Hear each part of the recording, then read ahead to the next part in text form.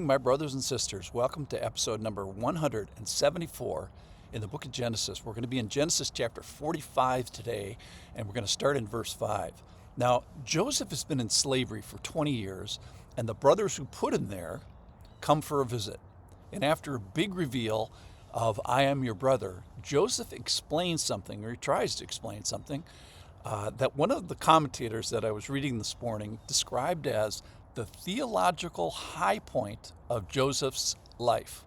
So we're in deep territory today. Listen in. Genesis chapter 45, verse number 5.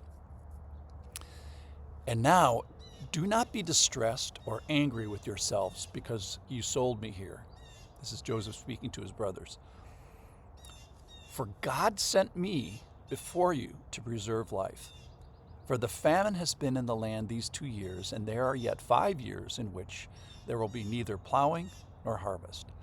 And God sent me before you to preserve for you a remnant on earth, and to keep alive for you many survivors.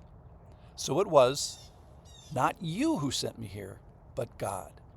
He has made me father to Pharaoh and lord of all his house and ruler over the land of Egypt. And then later in chapter 50, it's kind of repeated. The same idea is repeated. He says, as for you, you meant it for evil against me, but God meant it for good, to bring about that many people should be kept alive as they are today. So Joseph turns out to be very magnanimous and forgiving, but he's insightful and he's faithful and he's sacrificial. And there's something that powers this forgiving. There's something that powers his behavior, and that's this engine of understanding that he has that results in these godly behaviors. So he knows that he is God sent and God blessed, and it's a good thing and it's life affirming. So he knows something about God that would behoove us to know about God as well. So let's just purpose ourselves to understand what Joseph understands and then do what Joseph does. Be little Josephs. So here's the truth that Joseph knows that we must know. And it's kind of a tension. The tension is, you sold me, and God sent me. So there's evil, and then there's this unthwartable God's intent. There's wickedness from which and in which we must trust God. So the truth is, in this passage, that God can use what from a human standpoint is evil, and he can use that for good. He can use suffering for redemption. So his purposes aren't thwarted amidst the malevolent. God is going to be sovereign even when circumstances don't look that way. And even if they look particularly bad, evil, illness, death. So Joseph Key he kind of moves off the geography of evil and sickness and circumstance and injustice, and then moves actively and purposefully to be on better ground, on higher ground. I heard the story this week of the floods in North Carolina, where a family that I'm acquainted with, they have a little river that runs in the valley near their house, and the river, with this massive flood, raised 60 feet, 6 stories. The river filled up 6 stories, and they kept moving to higher ground. Everybody was safe. Similarly, Joseph is going to move off this geography of evil and sickness and circumstance and injustice, and he probably had to do this every day for 20 years, and he's going to move actively and purposefully to this better and higher ground. So when there is evil, there can also be good. There can be a godly response, and God can be pleased with our soul as we negotiate this amongst faithful people.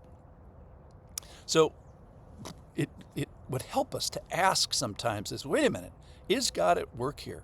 Can God be active amidst anxiety?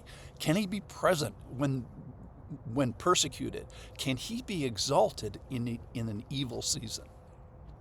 So let's bring this home to us and to me, and maybe ask this question: is what is the theological high point of our life? Is it, if this is good enough for one of the great heroes of the Bible, it's good enough for me. So maybe we can borrow Joseph's theological high point.